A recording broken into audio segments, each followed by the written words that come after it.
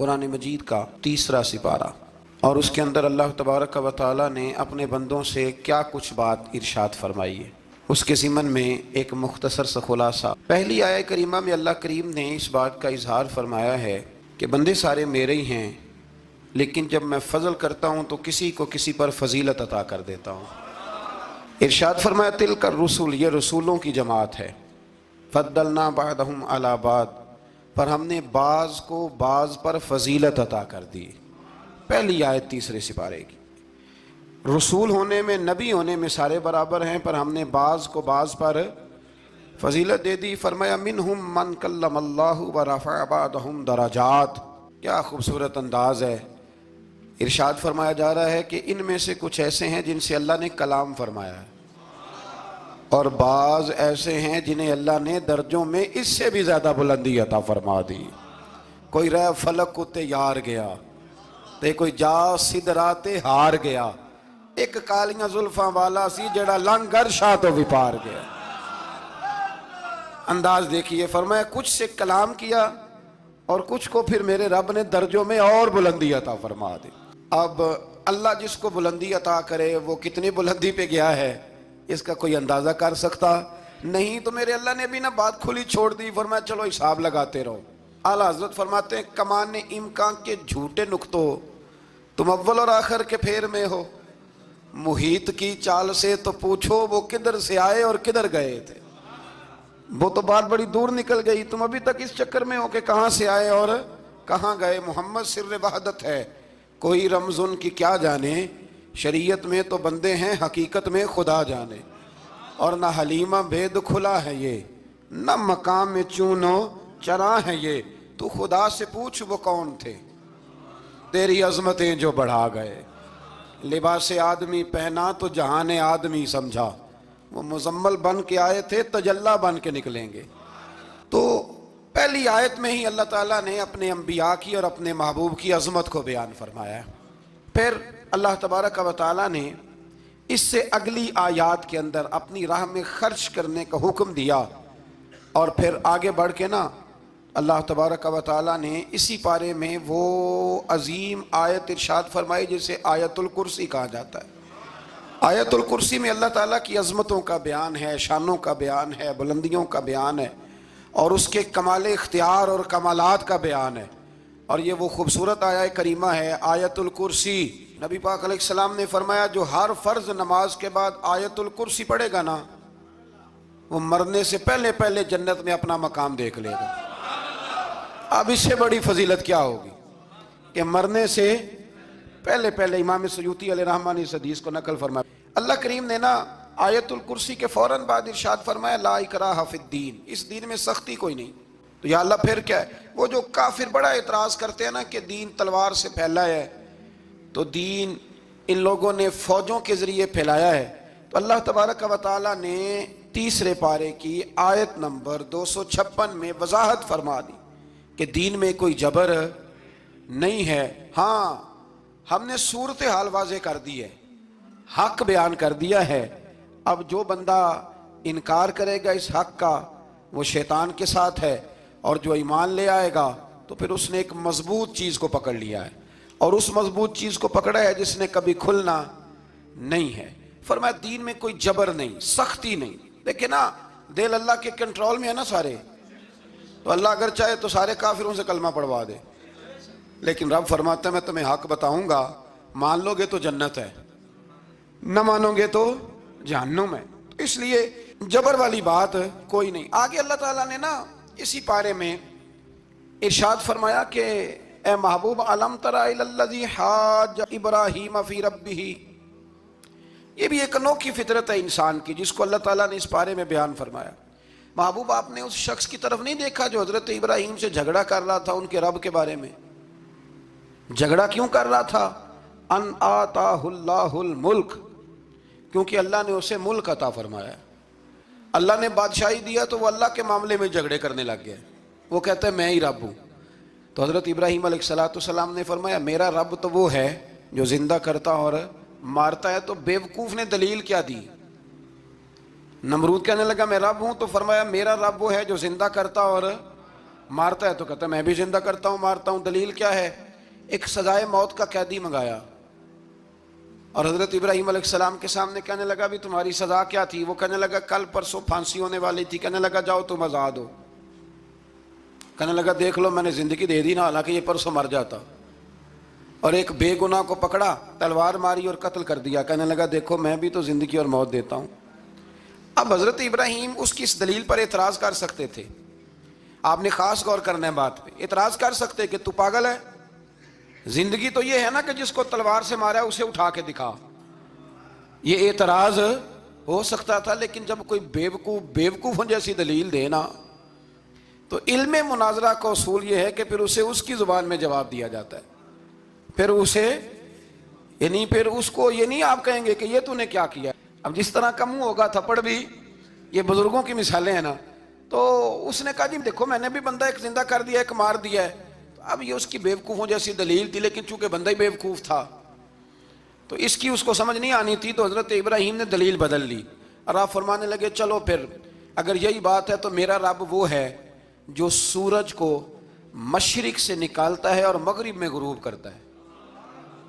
تو اگر رب ہے نا تو اس طرح کر، فاتی بہا من المغرب، تو اسے مغرب سے نکال. چل یہ تو نے زندہ مردہ کر کے دکھا دیا نا، تو مغرب سے نکال. فبہت الذی کفر، تو کافر پریشان ہو گیا اس لیے کہ وہاں سے نکال سکتا نہیں تھا. تو جب آپ کسی سے گفتگو کرتے ہیں نا تو الجھے نہیں، بات ایسی کریں جس کا کوئی جواب موجود نہ ہو. یہاں مفسرین نے ایک بڑی شاندار بات لکھی ہے. مفسرین کہتے ہیں کہ اگر وہ یہ کہہ دیتا نا یہاں پہ، کیونکہ بیوقوف تھا نا کہہ نہیں سکا، اگر کہہ دیتا نا کہ مشرق سے تو میں نکالتا ہوں، تو آپ اپنے رب سے کہیں وہ مغرب سے نکالے. تو مفسرین کہتے ہیں اگر حضرت ابراہیم فرما دیتے نا تو رب کریم نے سورج مغرب سے بھی نکال دینا تھا. لیکن فبہت الذی کفر، وہ یہیں پہ نہ رہ گیا. اللہ کے بندے ہیں نا. امام اعظم ابو حنیفہ رحمت اللہ علیہ کے سامنے ایک دہری آ گیا. وہ کہتا تھا کہ ساری مخلوق خود بخود بنی ہے. تو امام صاحب نے بھی علم مناظرہ کے ساتھ اس کے ساتھ گفتگو کی.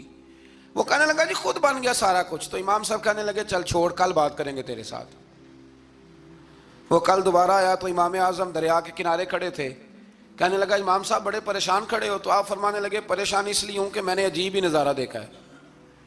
ابھی ایک درخت خود بخود کٹا ہے اور خود بخود اس کے تختے بن گئے، خود بخود رندہ چلا ہے، خود بخود کشتی بن گئی ہے، خود بخود دریا میں اتری ہے، اور خود بخود کچھ بندوں کو ادھر لے کے آنے لگ گئی ہے، کچھ کو یہاں سے ادھر لے کے جانے لگ گئی ہے، سارا کچھ خود. وہ کہنے لگا حضور سیانے بیانے بندے ہیں. کبھی کشتی بھی خود بخود بنی ہے، کبھی بندے خود بخود ادھر سے ادھر بھی گئے ہیں.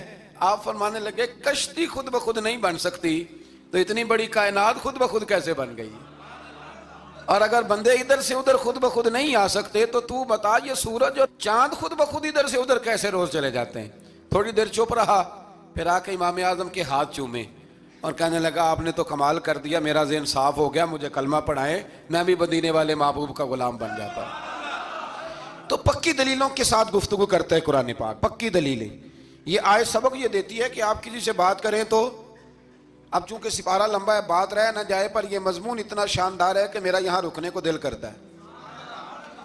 وہ ہمارا نظریہ یہ ہے کہ امام کے پیچھے سورۃ فاتحہ نہیں پڑھنی. اگرچہ جو پڑھتے ہیں اس پر کچھ سخت فتویٰ نہیں ہم دیتے، بعض آئمہ پڑھتے ہیں، لیکن سمجھانے کے لیے. امام اعظم ابو حنیفہ رحمۃ اللہ علیہ کی رائے ہے کہ امام کے پیچھے سورۃ فاتحہ نہیں پڑھنی. ہمارے پاس دلیل ہے، قرآن کہتا ہے جب قرآن پڑھا جائے تو خاموشی سے سنو.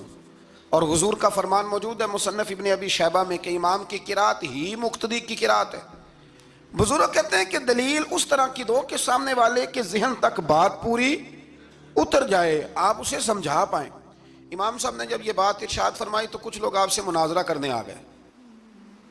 15-20 لوگ تھے. ایک ادھر سے بولتا پڑھنی چاہیے سورت امام کے پیچھے، ایک ادھر سے بولتا پڑھنی چاہیے، ایک ادھر سے بولتا. تو امام اعظم ابو حنیفہ فرمانے لگے تم سارے پڑھے لکھے لوگ ہو، یہ گفتگو کا طریقہ ہے؟ اس طرح بات کرتے ہیں کسی کے سامنے؟ میں اکیلا ہوں اور تم 15 لوگ ہو، کوئی ادھر سے بولتا ہے کوئی ادھر سے بولتا ہے، طریقہ کرو کوئی بات کا. وہ چپ کر گئے، کہنے لگے ویسے ٹھیک تو ہے، ہم تو غیر مہذب ہو گئے. تو امام صاحب کہنے لگے ایک بندے کو منتخب کرو، وہ میرے سامنے آئے. انہوں نے ایک بندہ منتخب کر لیا. وہ کہنے لگا جناب یہ ہمارا نمائندہ ہے، یہ اگر جیت گیا تو ہم سارے جیت گئے، یہ اگر ہار گیا تو ہم سارے۔ امام صاحب کہنے لگے کیوں منتخب کیا؟ کہنے لگے جی سارے بولیں گے تو سمجھ نہ آئے گی کوئی کیا کہہ رہا ہے، کوئی کیا کہہ رہا ہے، کوئی کہاں ہے کوئی کہاں ہے۔ تو امام صاحب کہنے لگے میرا بھی مسئلہ یہی ہے، ایک الحمدللہ رب العالمین پہ ہے اور دوسرا صراط الذین انعمت علیہم پہ ہے، تو میں بھی کہہ رہا ہوں کہ جو امام آگے لگا لیا نا اس پر اعتبار کرو، اس پر اعتبار کرو۔ تو دلیل وہ دیں کہ جو دلیل سامنے والے کے ذہن میں اتر جائے۔ چلیں جی تھوڑا آگے چلتے ہیں۔ اللہ کریم نے نا آگے ایک اور مثال بیان کی، یہ جو بہت سارے لوگوں کے دلوں میں خیال آتا ہے نا، قبروں میں جائیں گے ہڈیاں گل جائیں گی سڑ جائیں گی تو کیسے اٹھیں گے؟ تو اسی پارے کی آیت نمبر 259 میں اللہ تعالیٰ نے ہمارا وہ مسئلہ بھی حل کیا اور دو واقعات تفصیل کے ساتھ تیسرے پارے میں بیان فرمائے۔ اللہ کریم فرماتے ہیں کہ کیا آپ نے اس شخص کو نہیں دیکھا کہ جو ایک ایسی بستی پر سے گزرا وَهِيَ خَاوِيَةٌ عَلَىٰ عُرُوشِهَا، جو اپنی چھتوں کے بل گری پڑی تھی، یعنی بستی تباہ ہو گئی تھی۔ وہ آدمی وہاں سے گزرا، وہ حضرت عزیر علیہ السلام تھے۔ بہت سارے مفسرین کے نزدیک بعض نے یہ لکھا ہے کہ چونکہ یہاں اللہ نے کسی کا ذکر نہیں کیا تو ہم بھی کسی کو مخصوص نہیں کرتے، لیکن کثیر کی تعداد یہ ہے کہ حضرت عزیر تھے۔ آپ گزرے ایک بستی میں تو آپ نے دیکھا کہ وہ بستی تباہ حال ہو گئی ہے اور زمین پلٹ دی گئی ہے، چھتوں کے اوپر لوگ مرے ہوئے پڑے ہیں۔ تو آپ کے دل میں خیال آیا کہ یا اللہ تو انہیں کیسے زندہ کرے گا بعد موتہا، مرنے کے بعد؟ خیال آیا، اللہ کریم نے نا انہی پہ موت طاری کر دی، حضرت عزیر علیہ السلام پہ۔ ان کے پاس تھوڑا سا کھانا تھا، ایک گدھا تھا، درخت کے نیچے لیٹ گئے گدھے کو باندھ کے۔ اللہ تعالیٰ نے ان پر نیند طاری کی اور وہ 100 سال تک سوتے ہی رہے۔ وہ بے آباد بستی آباد ہو گئی، وہاں شہر آباد ہو گیا، دنیا آباد ہو گئی، زمانہ آباد ہو گیا۔ آپ جب سوئے تو آپ کی عمر مبارک 40 سال تھی۔ 100 سال کے بعد اٹھے، ثم بعثا، جب اٹھے قال کم لبثت، اللہ نے فرمایا کتنی دیر سوئے؟ قال لبثت یوما او بعد یوم، کہنے لگے یا ایک دن سویا ہوں یا دن کا تھوڑا سا حصہ۔ تو رب کریم نے فرمایا نہیں، آپ تو 100 سال تک سوئے رہے۔ فرمایا وہ دیکھو ذرا گدھے کی طرف، وہ گدھا جو تھا نا ان کا وہ گل سڑ گیا، ہڈیاں بکھر گئیں، اور وہ جو کھانا تھا نا، پھل تھے، شربت تھا، سالن تھا، اس کا حال یہ ہے کہ لم یتسنہ، وہ باسی بھی نہیں ہوا۔ یہ ہے میرے رب کی قدرت، جس نے پہلے گل سڑ جانا تھا وہ باسی بھی نہیں ہوا، اور وہ گدھا اس کی ہڈیاں بھی بکھر گئیں۔ تو رب کریم نے فرمایا سمجھ آئی ہے میں مردے کیسے زندہ کروں گا؟ عرض کی یا اللہ ایسی سمجھ آئی ہے تو کبھی بھولے گی بھی نہیں۔ 100 سال تک سوئے رہے۔ یہ بڑا لطیف واقعہ ہے۔ حضرت عزیر علیہ السلام اٹھ کے نا تو اپنے گھر گئے تو کوئی پہچانتا ہی نہیں تھا۔ ایک بوڑھی اماں جس کی عمر بہت زیادہ ہو گئی تھی، اس کو جا کے سلام لی تو آپ فرمانے لگے اس اماں سے یہ عزیر کا گھر ہے؟ تو اماں فرمانے لگی ہاں ہے تو عزیر کا، لیکن وہ تو 100 سال پہلے غائب ہوئے، دوبارہ آئے ہی نہیں۔ آپ فرمانے لگے اماں میں ہوں عزیر۔ اماں کہنے لگی کہ عزیر کی تو ہر دعا قبول ہوتی تھی، اگر آپ عزیر ہیں نا تو دعا کریں، میری ٹانگیں جواب دے گئی ہیں، آنکھوں سے نظر نہیں آتا، آپ دعا کریں، اگر آپ واقعی عزیر ہیں تو اللہ مجھے شفا دے دے گا۔ تو حضرت عزیر نے دعا کی تو رب نے انہیں شفا دے دی۔ حضرت عزیر کی عمر اس وقت بھی 40 سال تھی۔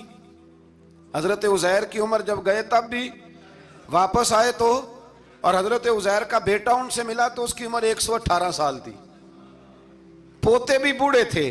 لوگوں نے حضرت عزیر علیہ السلام سے کہا یہ کیا ہے؟ فرمانے لگے یہ میرے اللہ کی قدرت ہے، یہ میرے رب کی قدرت ہے۔ آج بھی آپ دیکھ لیں کہ کچھ لوگوں کے بال ساری زندگی سفید نہیں ہوتے، اور کچھ 17 سال کے 16 سال کے نوجوان ہیں تو سارا سال ان کا سفید ہو جاتا ہے، علامات وہ آ جاتی ہیں جو بوڑھوں میں ہوتی ہیں۔ تو اللہ تبارک و تعالیٰ نے فرمایا کہ یہ ہماری قدرت ہے، اس طرح کر کے ہم مردوں کو زندہ کریں گے۔ جب مومن قبروں سے اٹھیں گے نا، مومن آنکھ کھلے گی تو کہیں گے سویرا ہو گیا، جیسے ابھی سوئے تھے نا، کہیں گے دن چڑھ گیا ہے، تو اللہ فرمائے گے ہاں دن بھی چڑھ گیا ہے اور رب رسول کے دیدار کا نظارہ بھی تمہیں دیا جائے گا، اٹھو بڑی شاندار صبح ہوئی ہے۔ اور کافر جب اٹھے گا تو کہے گا اوہو اب میرے لیے کیا نئی سزا ہے۔ تو اس سے بالکل آگے متصل حضرت ابراہیم علیہ السلام کا وہ واقعہ اسی پارے میں ذکر کیا گیا ہے۔ جب حضرت ابراہیم علیہ السلام نے کہا تھا کہ اے اللہ مجھے دکھا تو مردے کیسے زندہ کرے گا، تو رب کریم نے فرمایا یقین نہیں. عرض کی یا اللہ اطمینان قلبی کے لیے. ایک علم الیقین ہوتا ہے, ایک عین الیقین ہوتا ہے, ایک حق الیقین ہوتا ہے. کہا یا اللہ میں اطمینان قلبی کے لیے. تو اللہ نے فرمایا 4 پرندے لے لو. حضرت ابراہیم علیہ السلام نے 4 پرندے لیے. کچھ نے لکھا ہے کوا تھا, مور تھا, مرغی تھی, کبوتر تھا, مختلف نام آئے. وہ 4 پرندے لیے, پھر ان کو ذبح کیا, پھر ان کا قیمہ بنایا, پھر گوشت ایک دوسرے میں مکس کیا, پھر 4 مختلف پہاڑیوں پہ رکھا. اللہ نے فرمایا مکس ہو گیا نا آپس میں, اب تم آواز دو. حضرت ابراہیم نے آواز دی اور رب نے زندگی دی. اور وہ پرندے اپنی ٹانگوں پر چلتے ہوئے حضرت ابراہیم کے پاس آ کے کھڑے ہوئے. تو فرمایا ابراہیم جس طرح ان کو زندہ کیا نا, اسی طرح پھر قبروں سے میں ہڈیاں بھی زندہ کر کے نکال دوں گا. میں ایک فلسفی کو پڑھ رہا تھا. یہ ہمارے جدید دور کے فلسفی بڑے عجیب باتیں کرتے ہیں. وہ کہتے ہیں جی ہوا ایسی چلتی ہے کہ انسان قبر میں ہوتا ہے تو ہڈیاں گل سڑ جاتی ہیں تو کوئی بھی نہیں بچتا. اور پھر آپ کہتے ہیں کہ کچھ کو عذاب ہوتا ہے, کچھ کو ثواب ہوتا ہے. تو قبر کے اندر جب مردے چلے گئے تو آپ یہ بھی کہتے ہیں بعض لوگ ایک ایک قبر سے 70 اٹھیں گے تو ایک کو عذاب ہو رہا ہے, ایک کو ثواب ہو رہا ہے. یہ کیا ماجرا ہے؟ ہمارے بزرگوں نے جواب دیا ہے. ہمارے بزرگوں نے یہ جواب دیا ہے کہ یہ ہوائیں, یہ فضائیں, یہ ساری اللہ کی قدرت ہے. ہر آدمی کو ٹھنڈ لگ جاتی ہے سردیوں کے موسم میں. میں نے کچھ ایسے بندے دیکھے ہیں, بلکہ کوئی مجھے کہے گا تو میں دکھا دوں گا, ساری سردیاں سویٹر نہیں پہنتے, پھر فوت ہو جاتے ہیں. اور کئیوں نے 6 پہنے ہوتے ہیں, پھر بھی دانت کے ساتھ دانت بج رہا ہوتا ہے. وہ کہتے ہیں توبہ توبہ بڑی ٹھنڈ ہے. یہ بھائی آب و ہوا ایک ہی ہے, لیکن وجود کے اثر قبول کرنے کے معاملات بھی اور ہی ہیں. یہی معاملہ قبر میں ہوگا. دیکھیں نا حضرت عزیر علیہ السلام کے گدھے نے بھی آب و ہوا لکھی اور کھانے نے بھی. تو گدھا گل سڑ گیا پر کھانا گلا سڑا. دوسری بات یہ کہ قبر میں بندے اکٹھے ہیں تو کسی کو عذاب تو کسی کو ثواب. تو امام جلال الدین سیوطی رحمۃ اللہ علیہ فرماتے ہیں 2 بھائی اگر ایک پلنگ پہ سوئے ہوں تو ایک خواب میں لاہور ہوتا ہے, دوسرا پشاور ہوتا ہے. سوئے کہاں ہوتے ہیں؟ اکٹھے ایک پلنگ پہ. وہ ایک کہتا ہے میں رات کو لاہور تھا, اور دوسرا کہتا ہے نہیں تو غلط کہہ رہا ہے, میں تو پشاور تھا. تو ہوتے کہاں ہیں؟ تو اگر ایک جگہ پہ آپ موجود ہیں اور اللہ تبارک و تعالیٰ نے آپ کو روحانی طور پر کہیں کا کہیں پہنچا دیا ہے, تو اسی طرح قبروں میں بھی اگر کسی کو عذاب ہوگا تو ہو ہی جائے گا, اللہ معاف کرے. اور اگر کسی پہ رحمت ہوگی تو وہ بھی انشاءاللہ ہو ہی جائے گی. تھوڑا سا آگے بڑھتے ہیں. پھر اللہ تبارک و تعالیٰ نے نا اپنی راہ میں خرچ کرنے کی بات ارشاد فرمائی. فرمایا اگر تم میری راہ میں خرچ کرو گے تو میں تمہیں 700 گنا کر کے واپس کروں گا. اللہ کی راہ میں خرچ کریں گے تو کتنا ملے گا؟ یہاں بھی معاملہ یقین کرنے کا ہے. قوم کو یقین آ جانا کہ ڈبل ہو جائیں گے تو ساری قوم لٹ جاتی ہے. اگر اتنا یقین ہو جائے نا ڈبل ہو جائیں گے تو لٹ جاتی ہے. تو اگر یہ بھی یقین ہو جائے نا کہ 700 گنا ہو جائیں گے تو پھر بھی میرا خیال یہ ہے کہ قوم لٹنے کو تیار ہو سکتی ہے. لیکن وہاں لٹ کے برباد ہوتے ہیں. رب رسول کے رستے میں لٹیں گے تو آنے والی نسلوں کو بھی اللہ آباد فرما دے گا, اللہ آباد کر دے گا آنے والی نسلوں کو. تو میرے دوستو تھوڑا سا آگے جب ہم اس پارے میں چلتے ہیں تو اللہ تبارک و تعالیٰ نے 2 باتیں ارشاد فرمائیں. ایک تو ارشاد فرمایا کہ شیطان تمہیں نا 2 چیزوں کے بارے میں اکثر ورگلاتا ہے. ایک تمہیں کہتا ہے کہ کنجوسی کرو, فقر تنگ دستی ہو جائے گی اگر خرچ کرو گے, اور دوسرا تمہیں کہتا ہے بے حیائی کرو. اللہ نے فرمایا یہ 2 کام تم نے کرنے نہیں, نہ تم نے بخل کرنا ہے اور نہ تم نے بے حیائی کرنی ہے. اور پھر آگے جا کے ارشاد فرمایا کہ دانائی بڑی حکمت ہے, عقل مندی بڑی حکمت ہے, زندگی دانائی سے گزارو. یؤتی الحکمت من یشاء, اللہ جسے چاہتا ہے حکمت عطا کرتا ہے. ومن یؤت الحکمت فقد اوتی خیرا کثیرا, اور جسے اللہ نے دانائی دی نا عقل, اللہ فرماتا ہے اسے ہم نے خیر کثیر عطا کی. کام سارے ہی ہو جاتے ہیں پر جو عقل کے ذریعے کیا جائے نا, شیخ سعدی نے کہا تھا اگر تیرے پاس 1 من علم ہے نا تو 10 من عقل کی بھی ضرورت ہے, پھر وہ علم آگے پہنچتا ہے. 10 من 1 من شعور کے ساتھ, دانائی کے ساتھ. میرے نبی کریم علیہ السلام نے نا بڑی دانائی کے ساتھ دین پھیلایا ہے, بڑی حکمت کے ساتھ, بڑی خوبصورتی کے ساتھ. حضور نے ایک شخص نے آ کے کہا یا رسول اللہ صلی اللہ تعالیٰ علیہ وسلم میں 5 نمازیں نہیں پڑھ سکتا, 2 پڑھوں گا. تو صحابہ کہتے ہیں ہمارے دل میں خیال آیا کیسے اجازت ملے گی, نماز تو فرض عین ہے, ہر نماز کی ہر رکعت کا ہر سجدہ فرض ہے, اور یہ پوری 3 نمازوں کی چھٹی مانگ رہا ہے. لیکن حضور نے حکمت سے دین پھیلایا, دانائی سے. مسند امام احمد بن حنبل میں موجود ہے، حضور نے فرمایا اگر 2 نمازیں پڑھو گے 3 نہ پڑھو گے تو کلمہ تو پڑھ لو گے نا دل سے؟ حضور پڑھ لوں گا، فرمایا چل تو 2 ہی پڑھ لینا، کلمہ پڑھ صحیح۔ حضرت ابو ہریرہ کہتے ہیں اس نے 3 نمازوں کی چھٹی کی شرط پر کلمہ پڑھا، ابھی پورا ہفتہ نہیں ہوا تھا کہ اس نے 5 نمازیں کیا تہجد بھی شروع کر دی۔ اس شخص نے پھر اشراق اور چاشت بھی پڑھی، وہ ساری رات مصلی پہ بھی بیٹھا۔ لہٰذا دانائی کے ساتھ، گھر بھی آپ کا حکمت سے چلے گا، دانائی سے چلے گا، دکان بھی آپ کی حکمت اور دانائی سے چلے گی۔ تو مسلمان اس کو نہیں کہتے جو جذباتی ہو جائے، جو فٹافٹ مرانے پہ اتر آئے، اس کو کہتے ہیں جو بڑی دانائی کے ساتھ، حکمت کے ساتھ چیزوں کو لے کے آگے بڑھتا ہے۔ پھر اللہ تبارک و تعالیٰ نے 5ویں سے 6ٹھے رکوع میں سود کی حرمت بیان کی، اور اللہ کریم نے فرمایا کہ یہ جو لوگ کہتے ہیں نا کہ سود بھی تجارت کی طرح ہی ہے، یہ بھی تو کاروبار ہی ہے، فرمایا قیامت کے دن یہ اس طرح کھڑے کیے جائیں گے جس طرح کسی کو شیطان چھو لینا، شیطان چھوتا ہے تو وہ آدمی یوں ہو جاتا ہے جیسے پاگل ہو گیا ہے۔ تو ان لوگوں کو جو سود اور کاروبار کو ایک کہتے ہیں، انہیں بھی قیامت میں پاگلوں کی طرح کھڑا کیا جائے گا۔ اور پھر اللہ تعالیٰ نے حکم دیا، فرمایا سود چھوڑ دو جو باقی رہ گیا ہے، اس سے جان چھڑا لو، اور اگر تم نے ایسا نہ کیا فَإِن لَمْ تَفْعَلُوا، اگر تم نے ایسا نہ کیا فَأْذَنُوا بِحَرْبٍ مِّنَ اللَّهِ وَرَسُولِهِ، پھر اللہ اور اس کے رسول سے جنگ کرنے کے لیے تیار ہو جاؤ۔ طویل ترین آیت قرآن مجید کی، آیت نمبر 282، اس میں اللہ تعالیٰ نے فرمایا جب بھی تم نے لین دین کرنا ہے اسے لکھنا ہے۔ ایک لفظ سے نا مجھے تو کئی دفعہ چڑی ہو جاتی ہے، وہ لفظ ہے کہ مجھے اعتبار ہے۔ میں کہتا ہوں کہ وہ والدین بڑے ظالم ہیں جو کہتے ہیں مجھے جوان بچی اکیلی کالج جاتی ہے تو مجھے اعتبار ہے، جوان بچے کو 10-20 ہزار روپیہ جیب میں ڈال کے گلی میں بھیج دیتے ہیں اور کہتے ہیں مجھے اعتبار ہے۔ اسی طرح وہ لوگ بھی بڑے ظلم کرتے جو اپنے بھائی کے ساتھ لین دین کرتے ہیں، تحریر نہیں کرتے اور کہتے ہیں مجھے اعتبار ہے۔ اللہ کو بھی تو اعتبار ہے نا اپنے بندوں پہ، تو رب فرماتا ہے میرے بندو جب لین دین کرو تو اسے لکھ لو، یہ قرآن کا حکم ہے، یہ میرے رسول کی سنت ہے، یہ میرے نبی کا طریقہ ہے۔ جب بھی لین دین کریں اسے تحریر کریں، اسے طے کریں، اچھے طریقے سے نوٹ کریں، تاکہ وہ کسی جگہ پہ جا کے بھی کوئی معاملہ بھی کمزوری کا باعث نہ بنے۔ تو اس آیہ کریمہ میں اللہ کریم نے یہ بھی ارشاد فرمایا کہ للہ ما فی السماوات و ما فی الارض، آگے جا کے فرمایا کہ زمین آسمان میں جو کچھ بھی ہے ان سب کا مالک اللہ ہے۔ ہمیں اللہ نے جو کچھ دیا نا وہ استعمال کرنے کے لیے دیا ہے۔ اگر ہم مالک ہوتے تو قیامت میں حساب نہ دیتے، مالکوں نے کبھی حساب نہیں دیا، حساب تو منشی دیتے ہیں۔ اللہ نے ہمیں استعمال کرنے کے لیے چیزیں دی ہیں، اس لیے اللہ فرماتا ہے ثم لتسألن یومئذ عن النعیم، قیامت میں نا میں تم سے ایک ایک نعمت کے بارے میں سوال کروں گا۔ تو یہ ساری امانتیں ہیں اللہ کی، جتنا کچھ ہمارے پاس ہے، وہ کوئی بھی صلاحیت ہو، کوئی بھی قوت ہو، تو اس کو صحیح صحیح استعمال کریں امانت کو۔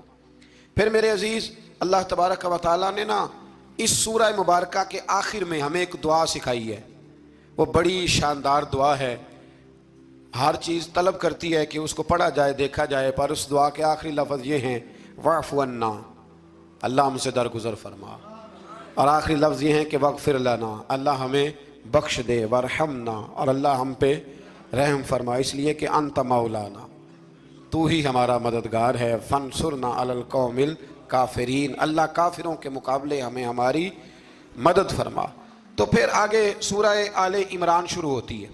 سورہ آل عمران کے بالکل ابتدا میں اللہ کریم نے فرمایا کہ قرآن پاک میں 2 قسم کی آیات ہیں، کچھ آیات بالکل واضح ہیں اور کچھ آیات ایسی ہیں کہ جو متشابہ ہیں، جن کو سمجھنے کی ضرورت ہے۔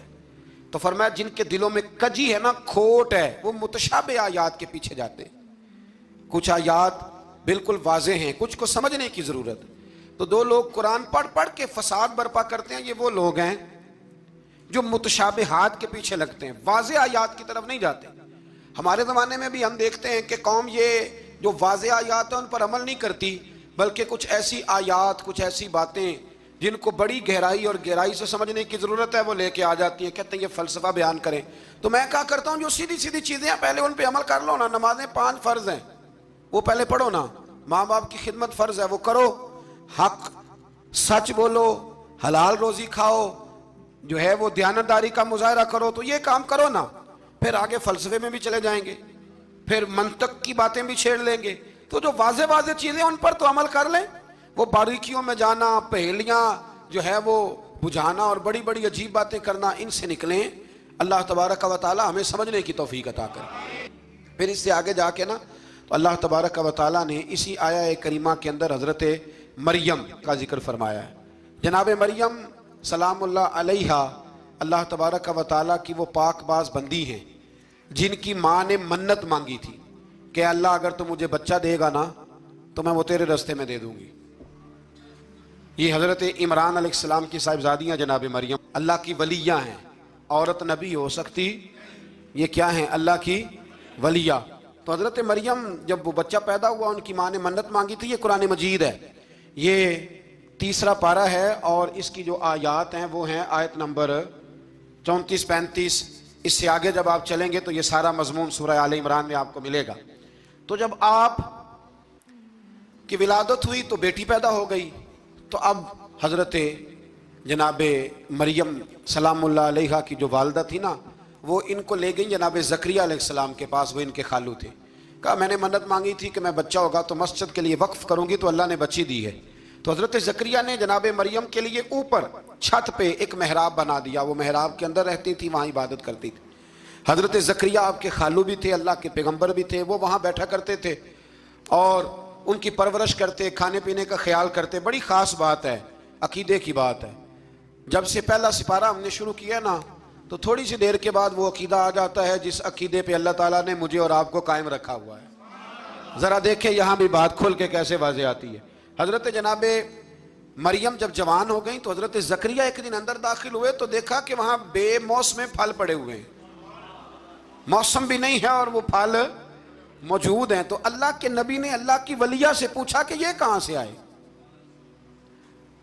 انا لکی ھذا، پوچھنے لگے حضرت زکریا یہ کہاں سے آئے؟ قالت ہوا من عند اللہ، تو حضرت مریم کہنے لگی یہ میرے اللہ کی طرف سے آئے ہیں، یہ مجھے اللہ نے دیے ہیں۔ اور ان اللہ یرزق من یشاء بغیر حساب، اور جب رب کسی کو رزق دیتا ہے تو پھر بغیر حساب و کتاب ہی عطا فرماتا ہے۔ تو حضرت زکریا کے پاس اولاد کوئی نہیں تھی، بوڑھے ہو گئے تھے۔ جب دیکھا نا کہ اللہ کی ولیہ کو اللہ نے بے موسم پھل دے دیے ہیں تو خیال آیا کہ میں بھی بوڑھا ہوں، میری بیوی بھی بوڑھی ہے، تو اگر رب اپنی ولیہ کو بے موسم پھل دے سکتا ہے اور دیتا ہے اپنے کرم سے، تو اپنے نبی کو بھی تو بغیر موسم کی اولاد دے ہی سکتا ہے نا۔ اب موسم تو گزر گیا، بڑھاپا آ گیا، لیکن وہاں کھڑے ہو کے حضرت زکریا نے دعا مانگی، رب نے قبول فرمائی اور حضرت یحییٰ علیہ السلام حضرت زکریا کو عطا فرمائے۔ تو اگر ولیہ کی محراب کے پاس کھڑے ہو کہ اللہ کے نبی دعا مانگے تو رب قبول فرماتا ہے، تو ہم داتا علی اجمیری کے مزار پہ جا کے دعا مانگے تو، ہم غوث اعظم جیلانی کے مزار پہ جا کے دعا مانگے تو۔ امام شافعی فرماتے ہیں جب بھی کوئی مشکل پیش آتی ہے میں امام اعظم کی مزار پہ جاتا ہوں اور قریبی مسجد میں 2 نفل پڑھ کے ان کے مزار پہ دعا مانگتا ہوں، اللہ میری ہر مشکل کو آسان فرما دیتا ہے۔ تو بھائی یہ تو قرآن مجید کی آیات ہے نا، ان کو تو کھول کے دیکھو نا، کوئی اور معنی اس آیت کا، کوئی اور تفسیر، کوئی اور مفہوم۔ حضرت زکریا اس کے علاوہ بھی تو دعا مانگ سکتے تھے نا، لیکن انہوں نے جناب مریم کے پاس بغیر موسم کے پھل دیکھے تو دعا مانگی، بغیر موسم کے پھل دیکھے۔ اور یہ بھی اللہ کا فضل ہے کہ ولیہ کے پاس دیکھے تو ولیوں والا مسئلہ حل ہو گیا۔ اگر وہ نبی ہوتی تو لوگوں نے فٹافٹ کہہ دینا یہ تو نبیوں کی بات ہے۔ تو میرے بھائی اگر کسی کو بغیر موسم کا پھل چاہیے تو کسی ولی اللہ کے پاس جائے، کسی اللہ کے نیک بندے کے پاس جائے، رب بے موسم پھل بھی عطا کرتا ہے۔ تو پھر اللہ تبارک و تعالیٰ نے آگے جا کے نہیں آیات میں ارشاد فرمایا کہ ہم نے جناب مریم کو بغیر شادی کے بیٹا بھی عطا کیا، اور بیٹا بھی وہ عطا کیا کہ جو اللہ کے نبی ہیں، اور بیٹا بھی وہ دیا جنہوں نے پنگھوڑے میں باتیں کرنی شروع کر۔ یہ میری خواہش ہے کہ یہ آیتیں آپ نے ضرور پڑھنی ہیں، یہ آیت نمبر 39 اور 40، انہی پر میں بھی بات ختم کر رہا ہوں۔ حضرت عیسیٰ کی شان رب کریم نے بیان فرمائی، یہ اللہ کا قرآن ہے، یہ اللہ کا قرآن ہے۔ ان کی شان کیا ہے کہ حضرت عیسیٰ علیہ السلام فرماتے ہیں کہ میں نا مٹی کی مورت بناتا ہوں، پھر اس میں پھونک مارتا ہوں، مٹی کا پرندہ بنا کے اس میں پھونک مارتا ہوں، میں پھونک حضرت عیسیٰ مارتے ہیں، اور جناب عیسیٰ کہتے ہیں وہ اللہ کے حکم سے اڑنا شروع کر دیتا ہے۔ پھونک کس نے ماری؟ اڑایا کس نے؟ میں اتنی سی بات ہے، اس کو سمجھ لیں۔ حضرت عیسیٰ کہتے ہیں میں مٹی کی مورت بنا کے اس میں پھونک مارتا ہوں تو اللہ کے حکم سے زندہ ہو جاتی ہے، اڑنے لگتی ہے۔ حضرت عیسیٰ فرماتے ہیں میں تندرست کرتا ہوں مادرزاد اندھوں کو، لا علاج کوڑوں کو، اور میں مردے بھی زندہ کرتا ہوں، کرتا اللہ کی اجازت کے ساتھ ہوں۔ اور اسی آیت میں حضرت عیسیٰ فرماتے ہیں کہ میں تمہیں بتاتا ہوں جو تم کھا کے آتے ہو، اور وہ بھی بتاتا ہوں جو تم گھر میں چھوڑ کے آتے ہو۔ تو حضرت عیسیٰ علیہ السلام مٹی کا پرندہ بنا کے پھونک ماریں تو رب اس میں جان پیدا کر دے، مردے میں جان بھی پیدا کرتے ہیں۔ اور پھر حضرت عیسیٰ مادرزاد اندھ اور کوڑوں کو آنکھیں بھی دیتے ہیں اللہ کے حکم سے۔ اور پھر حضرت عیسیٰ علیہ السلام مردہ بھی زندہ کرتے ہیں اس کے اذن سے، جو کھا کے آتے ہیں وہ بھی بتاتے ہیں، جو چھوڑ کے آتے ہیں وہ بھی بتاتے ہیں۔ تو یہ تو حضرت عیسیٰ کی شان ہے۔ یہ حال ہے ان کے غلاموں کا، تو میری سرکار کا عالم کیا ہوگا؟ تو میری سرکار کا عالم کیا ہوگا؟ ایک جملہ میرے اعلیٰ حضرت کا، اور بات بڑی اعلیٰ، فرمانے لگے حضرت عیسیٰ علیہ السلام تو پھونک مار کے مردہ زندہ کرتے ہیں نا، تو فرماتے ہیں میرے نبی تو ایک نظر دیکھ لیں تو مردہ دل کو زندہ کر دیا کرتے، مردہ دل۔ اور پھر ایک حدیث سن لیں تاکہ بات اور واضح ہو جائے۔ حضور نے فرمایا علماء امتی کا انبیاء بنی اسرائیل، میری امت کے علماء بھی اسی طرح ہوں گے جس طرح بنی اسرائیل کے نبی ہوتے تھے۔ تو اگر حضرت عیسیٰ کے اندر یہ طاقت ہے تو میرے محبوب کے غلاموں میں بھی بڑی طاقت ہے۔ حضرت آصف بن برخی اگر تخت لا سکتے ہیں تو غوث اعظم بھی بیڑی اوپر اٹھا لیتے ہیں۔ اس لیے عقیدہ اور نظریہ قرآن ہے، حدیث ہے۔ ہم چونکہ پڑھتے نہیں، توجہ نہیں کرتے، تو لوگ ہمیں فٹافٹ، آپ یقین کریں بڑے صاف ستھرے انداز میں لوگ آ کے کہتے ہیں جی دیکھو جی یہ کدھر سے آ گیا، تو میں نے کہا یہ اللہ کا قرآن ہے، اور قرآن میں نہ ہو ہمیں بات کرنے کی کیا ضرورت ہے؟ یہ سارے عقائد اور نظریات وہ ہیں جو رب کریم نے خود قرآن مجید میں ہمیں عطا فرمائے ہیں۔ اللہ آپ کو خوش رکھے، بابرکت رکھے۔ آخر دعوانا الحمد۔